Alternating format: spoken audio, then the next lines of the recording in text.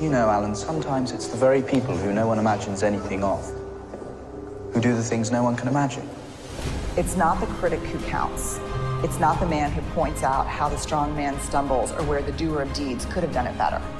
The credit belongs to the person who's actually in the arena, whose face is marred with blood and sweat and dust, who, at the best, in the end, knows the triumph of high achievement, and who, at worst, if he fails daring greatly. Would you just take, along with me, 10 seconds to think of the people who have helped you become who you are?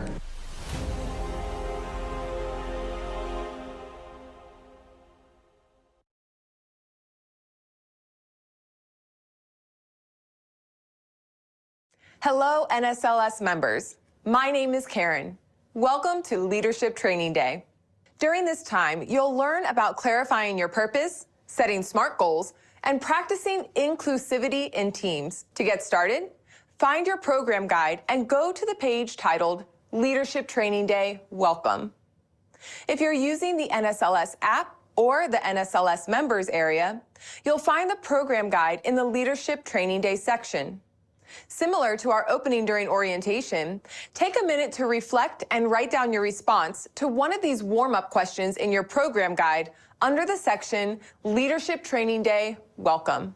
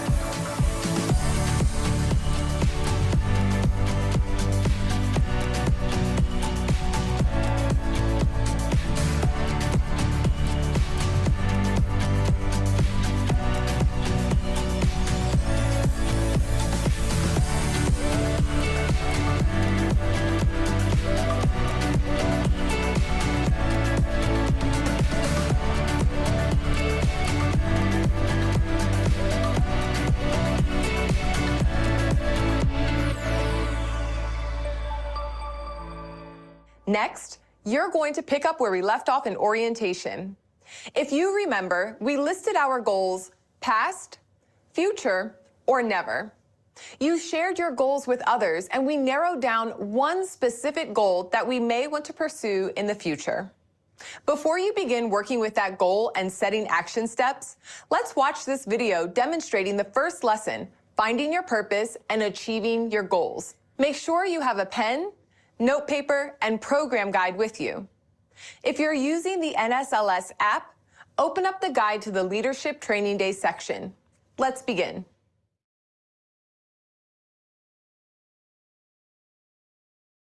Fear is going to be a player in your life, but you get to decide how much. You can spend your whole life imagining ghosts, worrying about the pathway to the future, but all there will ever be is what's happening here, and the decisions we make in this moment, which are based in either love or fear. I think life is always dangerous. Some people get afraid of it, some people don't go forward. But some people, if they want to achieve their goal, they have to go. We as women, are often taught that there is one way to achieve. It's the formal route, it's the route the guys have gone, it's the route these certain people have gone. So many of us choose our path out of fear disguised as practicality. What we really want seems impossibly out of reach and ridiculous to expect, so we never dare to ask the universe for it. In general, I think a lot less about breaking down his door or shattering his ceiling, more about building my own house. When you love somebody, you love them enough to tell them the truth, and sometimes the hard truths. And that's how my parents raised me. And they had a terribly unhappy, violent, painful marriage that ended in divorce by the time I was 10. But from them and their example, I learned so much about how to navigate in a world in which, I was one of few women or one of few African Americans. There were many people who thought I had no business being in the roles that I was in. And there were those who tried to trip me up or bully me. My approach to that was to drawn another lesson that my dad taught us, which was don't take crap off of anybody. Join the game, fight the wars, play with form all you want. But to find real peace, you have to let the armor go. Your need for acceptance can make you invisible in this world. Don't let anything stand in the way of the light that shines through this form. I will get my education, if it is in home, school, or any place. This is where I will begin, but it is not where I will stop. That perseverance and ambition carried with me through my early stages of my career. At age 32, I was the youngest regional assistant secretary of state. One of the many, many wise lessons that my father taught me and my younger brother is don't let other people define you for you.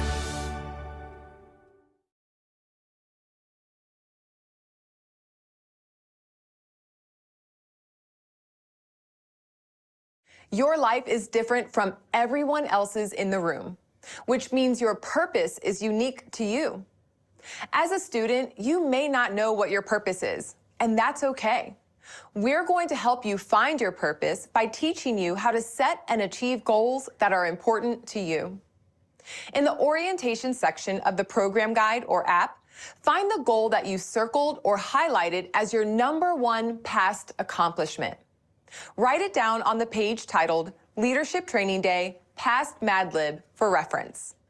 If you missed orientation or didn't highlight a goal, that's okay. Take a minute now and write down your proudest past accomplishment. This may be something like landing a job or graduating with honors. Anything from your past that you are proud of.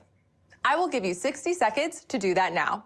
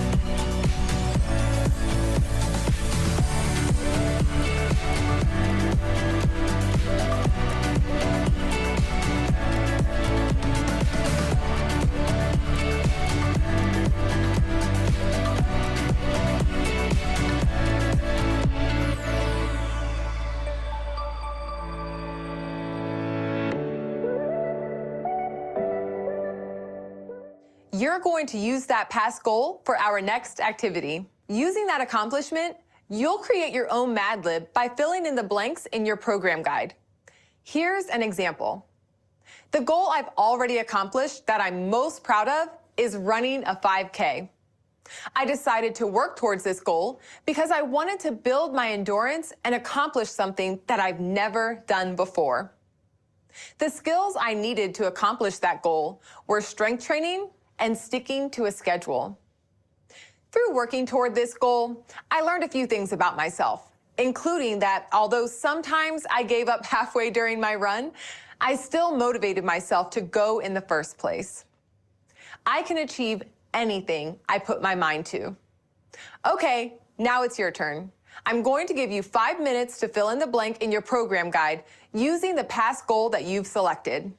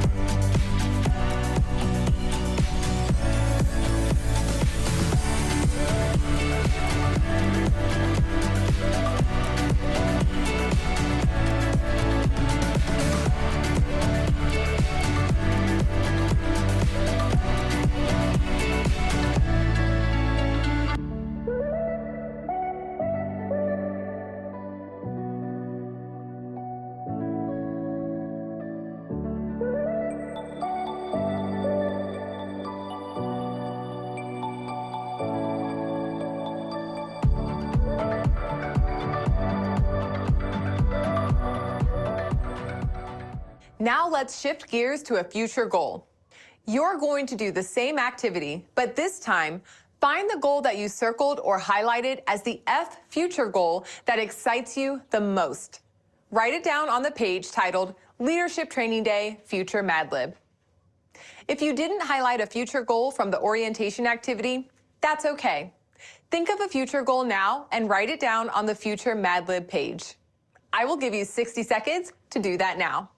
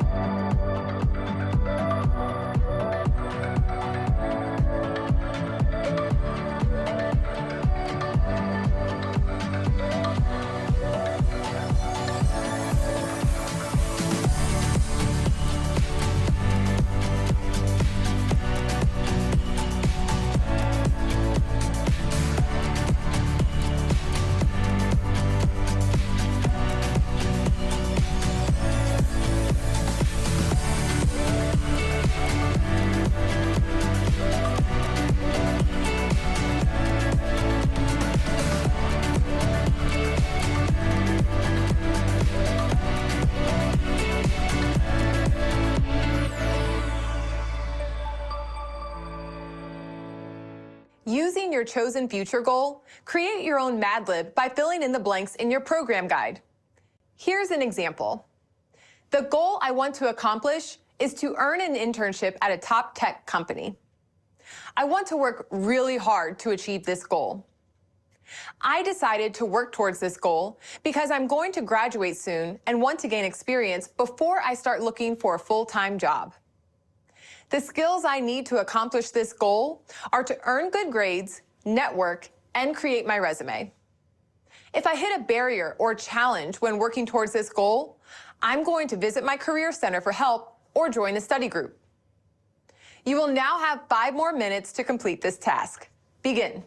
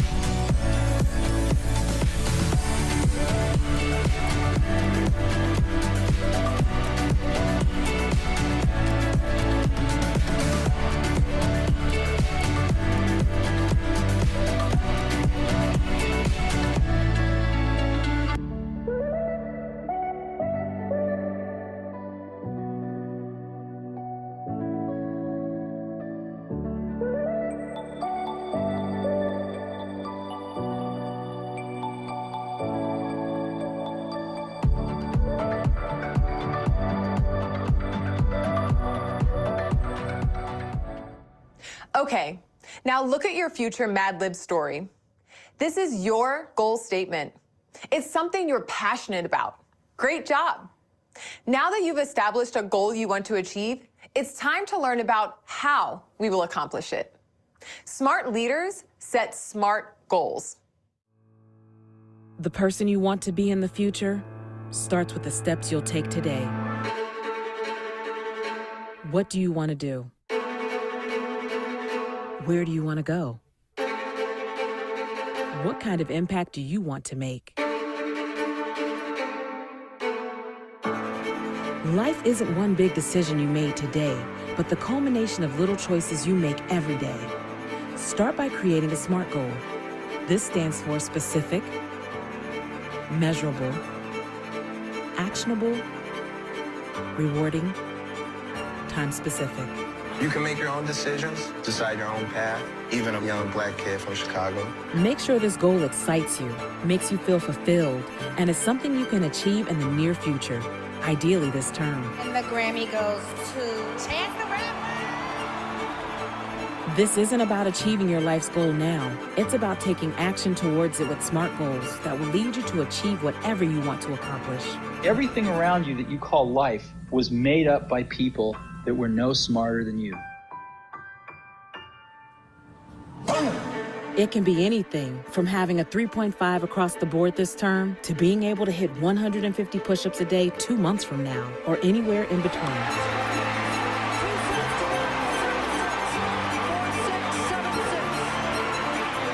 I didn't grow up with things being handed to me.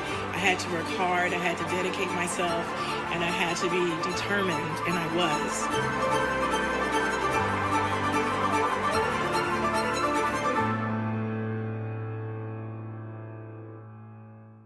I hope you're inspired to set and achieve goals using the SMART goal formula. Let's turn to the page titled Leadership Training Day SMART Goals. Using the future goal that you selected earlier, let's practice writing it as a SMART one. As I go through each letter of the SMART goal formula, I want you to evaluate your own goal against each letter. Let's begin. S is for specific. In order for a goal to be effective, it needs to be specific. Make sure your goal is something that creates a clear picture in front of you. When you close your eyes, you should be able to feel and sense those details. Who's in the story? What's happening? What do you feel? Here's an example. I want to get a job is too blurry of a vision. I want to get a job as a software engineer shares a specific job you want.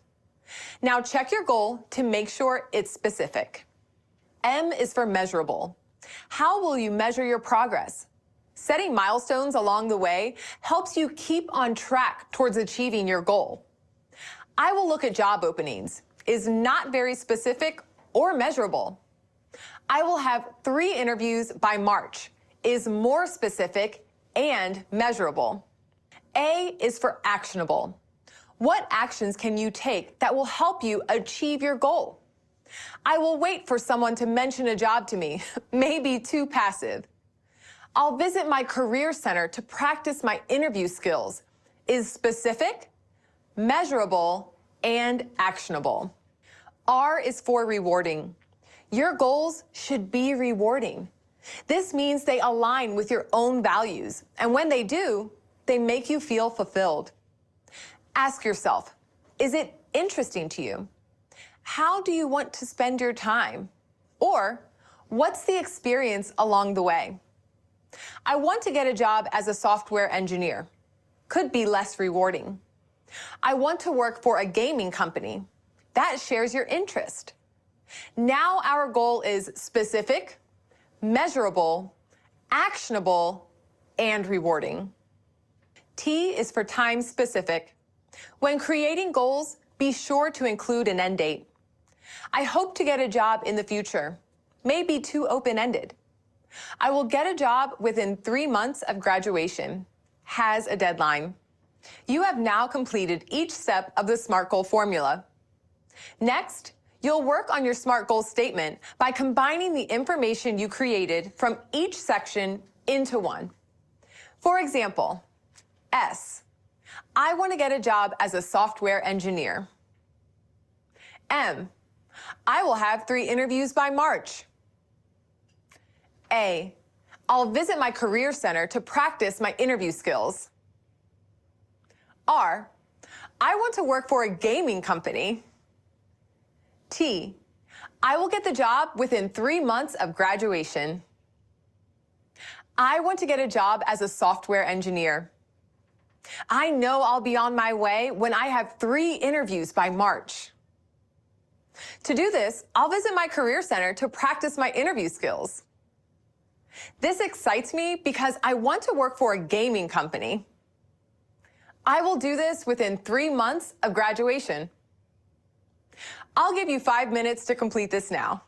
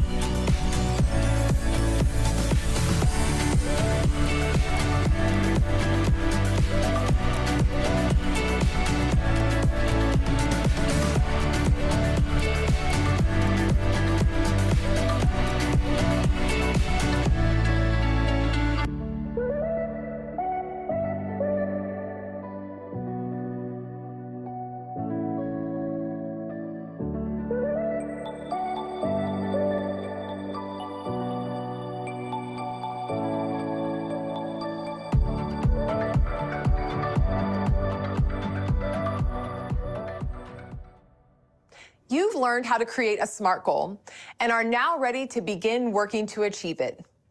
As a part of the NSLS experience, you'll be working in a group with your family members, friends, colleagues, or peers in a success networking team, or SNT. This group will help you achieve your goals.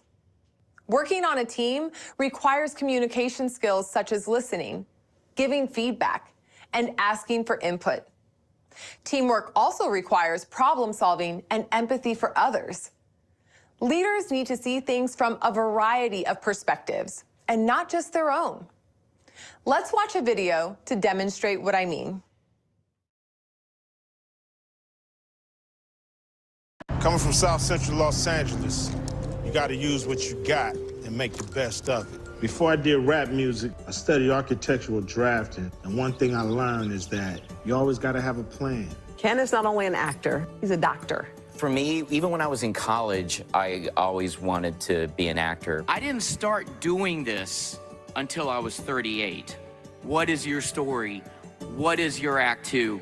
You know, you work all your life in order to win. The game is over! And then everything is kind of taken away from you. Since late April, Tardif, who is a doctor, has been on the front lines of the battle to fight the coronavirus. There's people that are suffering a lot more than me. How can I help? I had worked selling used cars, I was a bill collector. I've worked really, really hard. Here's the thing that I realized. I thought I was failing, but what I was doing was being educated. I was learning. Stuttering, you think about it, is the only handicap that people still laugh about. It has nothing to do with your intelligence quotient. It has nothing to do with your intellectual makeup. After Blossom, you went back to school for your PhD. On my resume under miscellaneous, it says PhD neuroscience because I didn't know where else to put it on an acting resume. So I put it under miscellaneous. Most people put juggling. I did. Speaks Hebrew, Spanish, PhD in neuroscience. It's not about the pieces. It's how the pieces work together.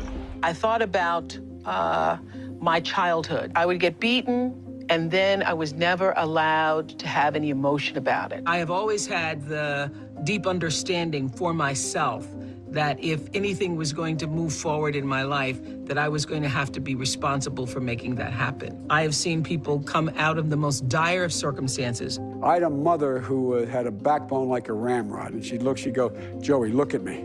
Look at me, Joey. You're handsome, you're smart, you're a good athlete, Joey. Don't let this define you, Joey. Remember who you are, Joey. You can do it. And so every time I'd walk out, she'd reinforce me. I know that sounds silly, but it really matters. What matters is now, this moment, and your willingness to see this moment for what it is, accept it, forgive the past, take responsibility, and move forward.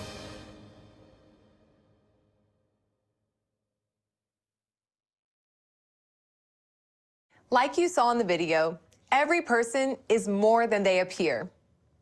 Think of this like an iceberg. With icebergs, you only see 10% above the water. There's so much more at the waterline and below the water you don't see. Above the water, you see a person's physical appearance or their clothes. These parts of our identity are immediately visible to others. Moving down to the waterline, there are aspects of a person's identity that we may not be able to see, but we can't know for sure based only on appearance. These are things like race, relationship status, or age.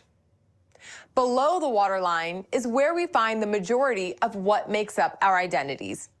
These are things like education, beliefs, hobbies, or even the languages we speak. These things are not immediately seen.